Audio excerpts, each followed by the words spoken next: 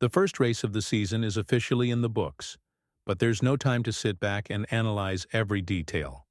The next stop on the calendar is Shanghai, and it's bringing a whole new set of challenges.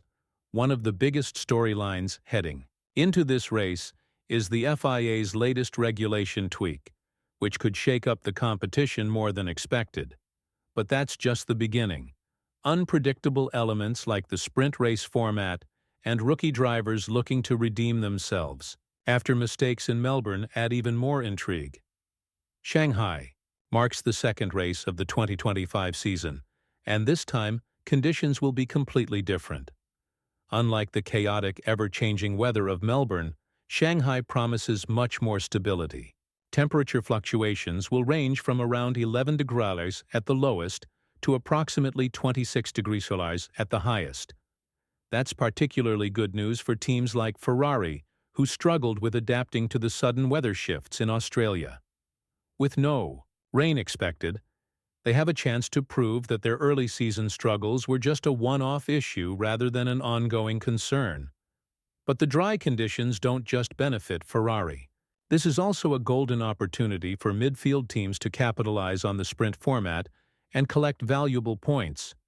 Every point matters for these squads as they aim to stay competitive, and with a shorter race adding extra chances to score, the battle in the middle of the pack will be intense. However, it's not just the smaller teams that see an opening. This race is also crucial for top teams hoping to close the gap on McLaren, which looked untouchable in Melbourne. One of the biggest talking points leading into this weekend is the FIA's latest directive regarding rear wings. The controversy surrounding this issue has carried over from 2024 into the new season, and after just one race in Melbourne, the governing body has decided to step in with stricter regulations. While every car passed the initial tests, footage from onboard cameras suggested that some teams may have found ways to push the limits of the rulebook. As a result, the FIA has tightened the restrictions, reducing the rear slot gap from 2 mm to just 0.5 mm. Due to the sudden nature of this change, teams will be given a slight tolerance of up to 0.75 mm for Shanghai. However, after this race, the FIA will fully enforce the 0.5 mm limit starting in Suzuka. The decision has sparked debate, as some believe teams have merely optimized their designs within legal boundaries. The FIA, however, remains firm in its stance. Just because something fits within the rules doesn't mean it aligns with the integrity of the sport. The official statement from the FIA explains that after analyzing both rear wing deformations and static deflections measured in Melbourne, they concluded that a more rigorous test was necessary. According to the newly introduced Article 3.15.17 for 2025, if a 75-kilo vertical load is applied to the rear wing's main plane, the movement between the plane and the flap must not exceed 2 meters. For Shanghai, the limit will be tightened to 0.5 meters, with a temporary tolerance of 0.225 mm. Teams were informed of these revisions on March 17th, just days after the season opener. This regulation shift is expected to impact multiple teams, but the spotlight is on Ferrari and McLaren. Red Bull sees this as an opportunity to close the performance gap, believing the new rule could bring McLaren's advantage back within reach. The initial expectation was that Red Bull trailed McLaren by half a second per lap, but Melbourne suggested the real difference was closer to 0.3 in dry conditions. However, with these adjustments, that gap could shrink further, making Shanghai a key test in the championship fight. The race in Melbourne painted a clear picture of McLaren's dominance, with a commanding 1-2 finish until the unpredictable weather disrupted the order. But if conditions remain stable in Shanghai, this weekend could be a real test to see how much of their advantage was down to pure performance and how much was influenced by the changing conditions. Red Bull's hopes are pinned on the idea that the latest rear-wing regulation will level the playing field, and with a driver like Verstappen behind the wheel, they know they don't necessarily need the absolute fastest car to fight for wins. A 0.4 deficit in qualifying was a tough pill to swallow for Red Bull in Melbourne, and even Verstappen acknowledged that he wasn't anywhere near McLaren's pace. However, things could shift quickly, starting with Shanghai. The biggest question is whether other teams have also been pushing the rear wing concept to its limits. While McLaren and Ferrari have drawn the most attention, there's evidence suggesting that other teams, including Sauber, may have been using a similar approach. This isn't the first time the FIA has stepped in mid-season to clamp down on aerodynamic innovations. A similar situation played out in 2023, when Aston Martin introduced a completely legal rear-wing design in Hungary, only to see it banned shortly after due to concerns about sporting fairness. Many fans argue that such decisions limit innovation and prevent teams from maximizing performance within the regulations.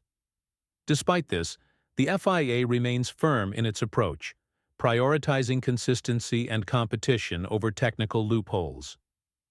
Bernie Collins from Sky F1 weighed in on the situation, pointing out that these changes aren't minor tweaks. They could significantly impact the affected teams. The key adjustment involves the gap between the main plane and the flap that opens for DRS. Previously, the amount of movement allowed was 2 mm, but now it has been reduced to just 0.5 mm. The test applies a load to the wing to measure its flexibility, and with the stricter limit, teams will have much less room to manipulate airflow. What makes this situation even trickier is the timing. With only a short turnaround between races, teams have been scrambling to make the necessary modifications. Any team that would have failed the test under the new regulations in Melbourne is now facing a race against time to ensure their car is compliant in Shanghai. Ferrari, in particular, is under immense pressure heading into Shanghai. Their performance in Melbourne was far from ideal, with both drivers struggling to extract pace from the car. Being outqualified by teams like Racing Bulls and Williams was a major setback. And now, with stable weather conditions expected, Ferrari has no excuses. The team must focus on refining their car setup and improving communication, two critical factors that let them down in Australia. One of the biggest concerns for Ferrari in Melbourne was how they handled changing track conditions. Rain caught them off guard, leading to poor strategy calls and a lack of adaptability. But in Shanghai, weather disruptions are unlikely, meaning their true performance will finally be on display. Team principal Fred Vasseur is determined to turn things around, stating, "In Australia, we didn't see the real Ferrari. In China, we start from scratch." Aside from the battle at the front, another major storyline revolves around the rookies. The opening race in Melbourne was a mixed bag for the newcomers. While Andrea Kimi Antonelli impressed with a spectacular drive from P16 to P4, others struggled to make an impact. Taylor Barnard, despite a solid effort, failed to break into the points, while Liam Lawson had a weekend to forget. For Lawson, this race is crucial. With 12 races of experience already under his belt, expectations are higher for him compared to his fellow rookies. His performance in Melbourne was disappointing, even before the chaotic weather came into play. The crash after Turn 1 was a costly mistake, and he'll need to prove he can deliver a cleaner, more competitive race in Shanghai. There's added pressure from Red Bull as well, as his seat isn't guaranteed beyond this season. Meanwhile, Yuki Tsunoda is still in the fight to secure a spot in the Red Bull senior team. A strong weekend in Shanghai could further strengthen his case, and he'll be eager to outperform his competition in the Red Bull junior ranks. With all these factors in play, the Chinese Grand Prix is shaping up to be a pivotal race in the early stages of the 2025 season. Will Ferrari bounce back? Can Red Bull close the gap to McLaren? And which rookie will rise to the challenge? With the stakes higher than ever, Shanghai presents a golden opportunity for teams to either capitalize on their strengths or fix their early season flaws. For Ferrari, the mission is clear: recover lost ground and prove that Melbourne was just a one-off blunder. But beyond Ferrari's struggles, there's another critical factor at play: the impact of the new FIA directive on rear-wing flexibility. This rule change has already stirred debate, with teams scrambling to comply within a short window. Some argue that this move unfairly targets McLaren, who showcased dominant pace in Australia. Others believe it's a necessary step to ensure fair play, preventing excessive aerodynamic trickery from dictating race results. Either way, all eyes will be on McLaren to see if they can maintain their edge under these revised regulations. For Red Bull, this could be a turning point. Verstappen has shown time and again that he can extract performance even when the car isn't the fastest on the grid. If Red Bull gets close to McLaren in China, the championship fight is far from over. The Austrian outfit is banking on the fact that the revised rear-wing rules will chip away at McLaren's advantage, and if that happens, Verstappen could be back in the mix for a race win. But there's one more aspect to consider. Other teams may have also been exploiting this aerodynamic trick. In Melbourne, footage suggested that Sauber, Ferrari, and even Mercedes might have been using similar techniques. If this rule change affects multiple teams, we could see an unexpected shakeup in the pecking order. That's what makes this weekend so unpredictable. Will the regulation tweaks actually level the playing field? Or will some teams still find ways to work around them? As the weekend approaches, team engineers and strategists will be working overtime to fine-tune their setups. The sprint format adds another layer of complexity, as teams get limited practice time before heading straight into competitive sessions. Every decision, from tire selection to wing settings, could make or break their weekend. Shanghai has always been a track that tests a car's all-around capabilities. Long straights demand strong top speed, while the technical middle sector requires excellent mechanical grip. A well-balanced car will thrive, but with changing regulations and evolving team strategies, predicting a clear frontrunner is anything but simple. With so many talking points heading into the weekend, the Chinese Grand Prix isn't just about another race, it's about setting the tone for the rest of the season. Will McLaren maintain its dominance, or will Red Bull and Ferrari strike back? Can the rookies prove their worth, or will experience prevail once again? With all these factors in play, the Chinese Grand Prix is shaping up to be a crucial weekend in the 2025 Formula One season. While McLaren looks like the team to beat, Red Bull is banking on the latest FIA regulation changes to close the gap.